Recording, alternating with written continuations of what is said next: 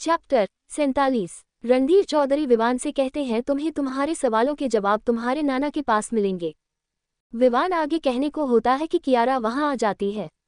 कियारा विवान के पास जा उसे बाजू से पकड़कर बोली, भाई प्लीज यहाँ से चलिए। विवान अपना सर हाँ में हिला निया को आवाज लगाता है। निया जो घूम घूम हवेली देख रही थी, विवान की आवाज सुन विवान के पास आकर बोली, क्या हुआ विवान? विवान थोड़ा सा सख्त लहजे में बोला, चलो यहाँ से। निया अपने मन में बोली, अब इसे क्या हुआ? अपने कंधे उचका विवान के पीछे जाने लगती है। विवान दरवाजे तक ही पहुंचा था कि रणधीर चौधरी की आवाज उसके कान में पड़ती है, पूछना उससे कौन थी संध्या और क्या किया उसने उसके साथ, अगर वो ना बताए तब मेरे पास आ जाना, मैं बता दूंगा सबूत के साथ। निया को कुछ समझ नहीं आता। वो कुछ कहने को होती है कि विवान उसका और कियारा का हाथ पकड़कर बाहर निकल जाता है। कुछ देर बाद तीनों ही घर पर थे। विवान हॉल में परेशानी से इधर से उधर चक्कर लगा रहा था। निया विवान से पूछता है, विवान हो गया क्या है तुम्हें? ऐसे क्या परेशानी है, बोलो क्या बात है, हमें भी तो बताओ। कियारा निया की बात पर सहमति जताते हुए बोली, हाँ भाई, इतनी परेशानी का कारण क्या है, हमें भी बताए, शायद आपकी परेशानी कम हो जाए। विवान सोफे पर बैठ अपना चेहरा अपने हाथों में छुपाकर खुद से बोला, नहीं कर सकते, ये बस नाना जी कर सकते हैं। इतना बोल विवान अपनी जगह से उठकर अपने रूम में चला जाता है। उधर अस्पताल में आरव की कुछ टेस्ट रिपोर्ट आर्यन देखते हुए बोला, आरवी कोई भी परेशानी की दिक्कत नहीं है, आरव एकदम ठीक है। अब ये एकदम ठीक है, घबराने वाली कोई बात नहीं है, देखना कुछ दिनों में हमारे साथ दौड़ने लगेंगे आरव। प्यार से आरव के बालों में हाथ फेरते हुए बोला है।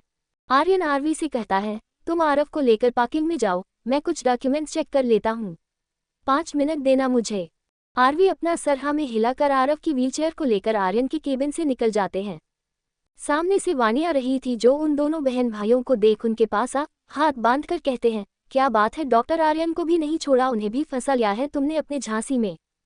तुम जैसी लड़कियों को बहुत अच्छे से जानती हूँ मैं, अमीर लड़का देखा नहीं कि आ गई, तितली की तरह उनके आगे पीछे मंडराने लगती है। ये सब अपनी बहन के बारे में सुनकर आरव को गुस्सा आ जाता है। वो वानी को गुस्से से लाल हो चुकी आंखों से घूरते हुए बोला, तुम होते कौन हो मेरे दी को बुरा बताने वाली, एरी दी के बारे में ये सब कहने वाली? अपनी गंदी जुबान से मेरी दीदी का नाम लेने की जरूरत नहीं है तुम्हें, समझी? वानी आरव को ऊपर से नीचे तक घूमते हुए, अब ये 2 फुट का लड़का मुझे सिखाएगा मुझे क्या बोलना चाहिए क्या नहीं। पहले अपने दी के लक्षण देख कैसे वो इस हॉस्पिटल की मलिक को अपनी झांसे में फंसा रही है, अपनी खूबसूरती जाल में। आरव बोला, तुम घटिया हो, समझी? तुम्हारी सोच ही घटिया और तुम घटिया है। मेरी दी के बारे में अगर तुमने एक और शब्द बोला ना तो तुम्हारा मुंह तोड़ दूंगा।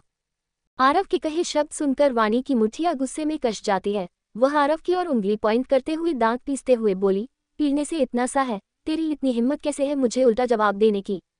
इतना कह वानी अपना हाथ आरव पर उठाने के लिए जैसे ही हाथ उठाती है, बीच में ही हवा में उसका हाथ को पकड़ लेते हैं और वानी के हाथ को झंझोरते हुए, तुम मेरे बारे में जो कुछ कह रही हो मैं सुन लूंगी, लेकिन मेरे भाई पर अगर तुम उंगली उठाओगे ना तो मैं ये सब सहन नहीं करूंगी, समझी? इतना कहकर वानी का हाथ झटक देती है। वानी आग बबूला हो बोली, तेरी इतनी हिम्मत, तूने मेरा हाथ पकड़ा? इतना कहकर वह वापस पलटकर आरवी को जैसे ही थप्पड़ मारने वाली होती है तो बीच में आर्यन आकर वानी का हाथ पकड़ लेता है। वो अपनी जलती लाल निगाहों से वानी को घूर कर करता है, लगता है तुम्हें नौकरी प्यारी नहीं है और मुझे अपने हॉस्पिटल में तुम जैसे स्टाफ की कोई जरूरत नहीं है, समझी? कल से तुम्हें आने की जरूरत नहीं है। आर्यन इतना बोल आरव की व्हीलचेयर को एक हाथ से खींचते हुए दूसरे हाथ से आरवी का हाथ पकड़ उसे अस्पताल से बाहर ले जाता है। दूसरी ओर आयरा अरन साइड से वापस आ रहे थे। समर्थ उनकी कार ड्राइवर कर रहा था कि अचानक उनकी कार के सामने अचानक से 5-6 काली स्कॉर्पियो आकर उन्हें चारों ओर से घेर लेती है। समर्थ कार को रोक आयरा अरन में बोला, आप दोनों कार से बाहर मत आना, बाहर खतरा हो सकता है। इतना बोल समर्थ कार से नीचे उतर जाता है। समर्थ को देख बाकी गाड़ियों से गुंडे भी नीचे उतर जाते हैं। सभी के हाथ में हथियार थे।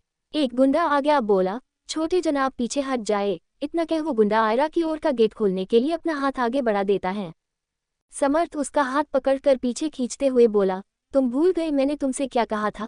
तुम्हें इन पर कोई भी हमला करने की कोई जरूरत नहीं है, कुछ भी करने की जरूरत नहीं है, समझे? जनाब को मैं खुद देख लूंगा। वह गुंडा समर्थ का हाथ झटकते हुए बोला, हम तेरे नहीं जनाब के आदमी हैं, हम उनके लिए काम करते हैं, हम उन्हीं का ऑर्डर फॉलो करते हैं। कार में अरन आयरा से बोला, मैं देखता हूँ। इतना बोल बाहर की ओर जाने लगता है तो आयरा अरन का हाथ पकड़ अपना सर हाँ में हिला देती है। अरन अपना हाथ छुड़वाते हुए बोला, आयरा छोड़ो मुझे, समर्थ अकेला उन्हें भी देख पाएगा। अगर कुछ गड़बड़ हुई तो वो अकेला है।